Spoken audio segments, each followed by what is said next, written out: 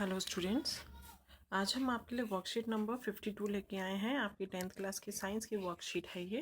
Date है आपकी 6 नवंबर 2020 और आपका चैप्टर चल रहा है number 9 of NCERT, heredity and evolution. आपकी प्रीवियस वर्कशीट के अंदर हम आपको मेंडल्स के लॉ बताए थे और आपको मेंडल का मोनोहाइब्रिड क्रॉस बताया था। डैट मीन्स एक ट्रेड को लेके जो क्रॉस होती है वो समझाई थी। आज इस वर्कशीट के अंदर हम लेके आए हैं dihybrid cross. Dihybrid यानी two pairs of contrasting characters को लेकर प्लांट्स के अंदर क्रॉस की गई है। टू कंट्रास्टिंग कैरेक्टर्स आपको बताए गए थे कि मेंडल ने 7 कंट्रास्टिंग कैरेक्टर्स को स्टडी करा था इन द पी प्लांट। उसमें से उन्होंने 2 कैरेक्टर को कंसीडर किया है। इसके अंदर हम एग्जांपल ले रहे हैं प्लांट सीड कलर और सीड शेप का, कि प्लांट की सीड का कलर क्या होगा और शेप क्या होगा। आपको बताया था इसके अंदर कि डोमिनेंट और रेसेसिव कैरेक्टर्स होते हैं और डोमिनेंट ट्रेड्स वो होते हैं जो अपने आप को एक्सप्रेस कर देते हैं। इन द F1 जनरेशन हमेशा डोमिनेंट कैरेक्टर ही एक्सप्रेस करता है और वो रेसेसिव को कॉन्सील कर देता है, उसके एक्सप्रेशंस को कॉन्सील कर देता है। जॉर्ज मेंडल ने जनरलाइजेशन बेस्ड डाईहाइब्रिड क्रॉस को एक्सप्लेन करा है, प्रपोज करा है और उन्होंने इसके ऊपर लॉ जो दिया है वो है law of independent assortment. Law of independent assortment that means ये जो हम कंट्रास्टिंग कैरेक्टर के ट्रेड्स ले रहे हैं, साथ में हम सीड का कलर और शेप ले रहे हैं। इसका मतलब ये ज़रूरी नहीं है जो सीड का कलर होगा उसी के अकॉर्डिंग उसकी शेप होगी और जो शेप है उसके अकॉर्डिंग कलर होगा। ये दोनों कैरेक्टर एक दूसरे के इंडिपेंडेंट भी हैं। सीड कलर कुछ और हो सकता है, शेप भी चेंज हो सकती है। ज़रूरी नहीं है जो पेरेंट्स के सीड एंड शेप होगी कलर की वही प्रोजेनी की होगी, ऐसा ज़रूरी नहीं है। ये लॉ ये स्टेट करता है that when two pairs of the trade are combined in a hybrid, जब हाइब्रिड के अंदर ये दो ट्रेड कंबाइन करते हैं, segregation of pair of character is independent. यानी जो पेयर्स के अंदर सेग्रीगेशन है कैरेक्टर्स का वो इंडिपेंडेंट है, वो डिपेंडेंट नहीं है of the other pair of character, दूसरे कैरेक्टर का। जब आप ये क्रॉस करेंगे तो आपको समझ में आएगा कि इसके अंदर मेंडल क्या बताना चाह रहे हैं। ठीक है, तो देखिए आगे बढ़ते हैं हम। इसके अंदर इन्होंने एक्सप्लेन करा है what happen when pea plant show two different characteristics rather than one just one are breed with each other. What do the progeny of the tall plant with the round seeds and a short plant with a wrinkled sheet look like? कि इन दोनों की progeny कैसी दिखेगी। They all are tall and all have round seed and the tallness are the and the तो हमने क्या देखा, जो फर्स्ट प्रोजेनी होगी वो क्या होगी, सारे टॉल होंगे, सारे राउंड सीड होगी। डेट मीन जो आपका टॉलनेस और राउंड सीड कैरेक्टर है वो कैसा ट्रेड है, वो डोमिनेंट ट्रेड है। बट जब हम F1 प्रोजेनी की सेल्फ क्रॉस करते हैं, सेल्फिंग करते हैं, तो हमारी F2 जनरेशन प्रोड्यूस होती है बाय सेल्फ पॉलिनेशन और हम उसे पुन्नेट स्क्वायर से इफेक्टिवली शो करते हैं, जिसमें हम आपको दिखाएंगे इंडिपेंडेंट सेग्रीगेशन हो रहा है टू पेयर्स ऑफ जीन्स का ड्यूरिंग द म्योसिस। म्योसिस क्या होती है, म्योसिस एक तरीके की आपकी सेल साइकिल है, डिवीजन है सॉरी, ठीक है। And this production of egg and pollen grain if F1 generation. ये आपके हमने 2 जीन कंसिडर करे हैं प्लांट्स के लिए, जिसके अंदर आपका जो कैपिटल R है वो राउंड शेप को दिखा रहा है और स्मॉल r आपकी जो है वो रिंकल्ड को दिखा रहा है।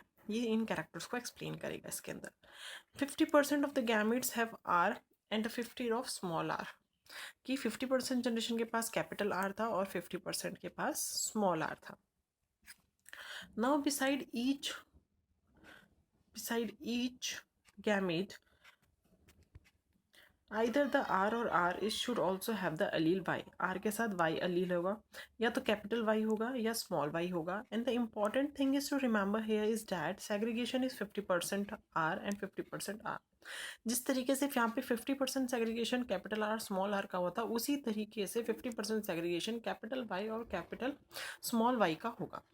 इसीलिए 50% जो होंगे R breeding gametes has Y and 50% has small y। तो ये जो 50% कैपिटल R है जिनके पास Y गैमेट है या स्मॉल गैमेट है, ठीक है। यानी ये भी ज़रूरी नहीं है कि अगर आपका R कैपिटल है तो उसके साथ कैपिटल Y होगा, नो, आपका स्मॉल y भी हो सकता है, ठीक है। ये इंडिपेंडेंट है, ये एक दूसरे के साथ बंधे हुए नहीं हैं। Thus there are the 4 genotype of the gamete. तो 4 जीनोटाइप निकलेंगे आपके, small capital R, capital Y, capital R small Y के साथ भी हो सकता है, स्मॉल आर कैपिटल वाई के साथ भी हो सकता है, और स्मॉल आर स्मॉल वाई के साथ भी हो सकता है। तो अगर हमने देखा कि 50-50% आर भी शो कर रहा है, स्मॉल आर भी, वाई भी और स्मॉल वाई भी, तो डैट मीन्स ये जो गैमीट्स फॉर्म हुए इनकी फ्रिक्वेंसी क्या है 25%, यानी 1/4 of the total gamete production. When we write down the 4 type of egg and pollen grain of the two sides of the Punnett square, it is very easy to derive the composition of the zygote to give rise to F2 planting.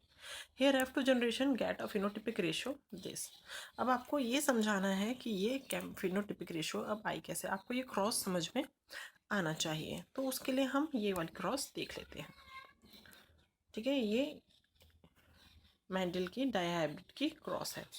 इसके अंदर आप देख रहे हैं ये हमारी generation है, parent generation है, P generation, that means called parent generation. Parent generation के अंदर उन्होंने एक सीड लिया जो आपका क्या है राउंड एंड येलो, उसके लिए हमने गैमेट लिए ये capital R capital R capital Y, यानी डोमिनेंट पेरेंट है, एक प्योरली होमोजाइगस डोमिनेंट पेरेंट है, और ये small R and small I ये प्योरली आपका रेसेसिव पेरेंट है। ठीक है, ये प्योर ब्रीड है डोमिनेंट की ट्रेट की और रेसेसिव ट्रेट की।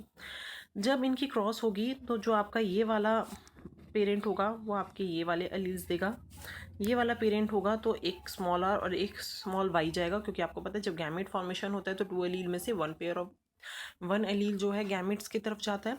जब इन दोनों की क्रॉस हुई तो आपका जो प्रोजेनी बनी वो बनी capital R capital Y small Y.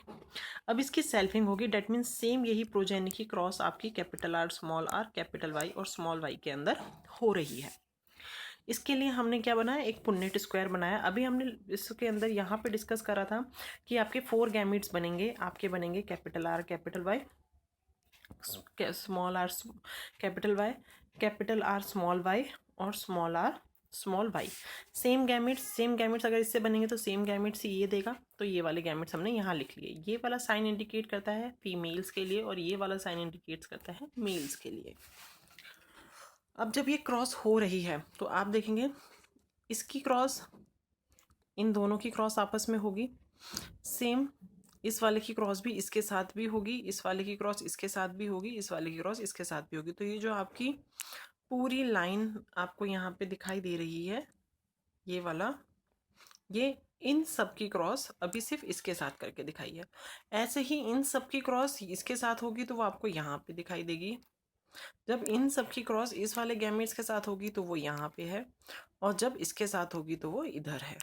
ठीक है, ये आपको जब ये देखा गया तो इसके अंदर जो हुआ, इसके अंदर जो गैमेट्स आया आप देख रहे हैं, जब इसकी और इसकी क्रॉस हुई तो आपका आया कैपिटल आर कैपिटल वाई। जब इसके साथ हुई तो कैपिटल आर कैपिटल वाई। तो इस तरीके से जो क्रॉस करके ये गैमेट्स फॉर्म हुए हैं, तो हमने ये देखा, हम देखते हैं कि चलो फिनोटिपिक यानी दिखने वाले रेशियोज कैसे आए हैं, प्लांट कैसे दिख रहे हैं। ठीक है, तो हमने देखा इसके अंदर जो 9 प्लांट्स थे वो राउंड एंड येलो थे, आप काउंट कर सकते हैं राउंड एंड येलो। ठीक है, ये राउंड शेप है और येलो कलर है, तो ये कितने हैं 1 2 3 4 5 6 7 8 9, तो ये 9 थे। राउंड एंड ग्रीन कितने हैं, अगर हम बात करते हैं राउंड एंड ग्रीन कितने हैं, अब यहाँ पे राउंड एंड ग्रीन यानी राउंड शेप तो होगी बट ग्रीन कलर के होंगे 1 2 एंड 3। ठीक है, अब रिंकल्ड एंड येलो कितने हैं, रिंकल्ड एंड येलो, रिंकल्ड होंगे आपके ऐसे सिकुड़े हुए बट येलो कलर के होंगे 1 2 3, तो ये भी 3 लिख दिया हमने। और आपके रिंकल्ड और ग्रीन कितना है, यानी रिंकल्ड भी है ग्रीन कलर का, वो ये रहा, यानी सिर्फ एक। तो यानी आपकी फिनोटिपिक रेशियो इसमें कितनी आई है 9:3:1, 9:3:3:1। तो ये हमारी फिनोटिपिक रेशियो इसके अंदर आ गई है आपकी, जो आपकी यहाँ पे दे दी है। ठीक है, पुन्नेट स्क्वायर आपको पता चल गया क्या था, यहाँ पे लिख के भी बता रखा है व्हाट इज पुन्नेट स्क्वायर। ये एक ग्राफिकल रिप्रेजेंटेशन है to the calculate the probability of all possible genotype of the offspring in the genetic cross. ठीक है, इसके बाद बेटा आपके प्रैक्टिस क्वेश्चंस हैं, तो आइए प्रैक्टिस क्वेश्चंस भी डिस्कस कर लेते हैं हम साथ में। आपका फर्स्ट क्वेश्चन है define the dihybrid cross and the Punnett square. First question है dihybrid cross in the Punnett square. तो आपकी डेफिनेशन आपका आंसर यहाँ पे मेंशन कर रखा है। A cross between the two plants having the two pair of contrasting character is called the dihybrid cross. For example हमने प्लांट सीड एंड शेप कर लिया और पुन्नेट स्क्वायर की डेफिनेशन आपको यहाँ दे रखी है, आपको यहाँ पे लिख के दिखाई हुई है। Punnett square is a graphical representation to calculate the probability of the all possible gametes of the offspring in the genetic cross. Second question है state Mendel's law of independent assortment. This law states that when two pairs of traits are combined in the hybrid, segregation of one pair is independent to the other pair of characters, जो आपको worksheet में top पे law बता रखा है। फिर है after self pollination in the pea plant with round yellow seeds following type of seeds are produced by the Mendels. तो आपको ये दिख रखे हैं एनालिसिस, आपको इसके ऊपर दे रखा है। आपको ये टोटल नंबर दिखाने हैं, तो आपको पता है ये टोटल इतने प्लांट्स हैं, इसमें से इतने राउंड हैं, इतने आपके राउंड ग्रीन हैं, इतने आपके राउंड रिंकल्ड हैं। तो आपकी रेशो 9:3:3:1 निकल जाती है। तो ये आपको एनालिसिस चार्ट इसके अंदर बनाना है। तो बच्चों ये थी आपकी वर्कशीट नंबर 52 डायहाइब्रिड क्रॉस की। होप आपको ये कॉन्सेप्ट क्लियर हो गया होगा। Thank you.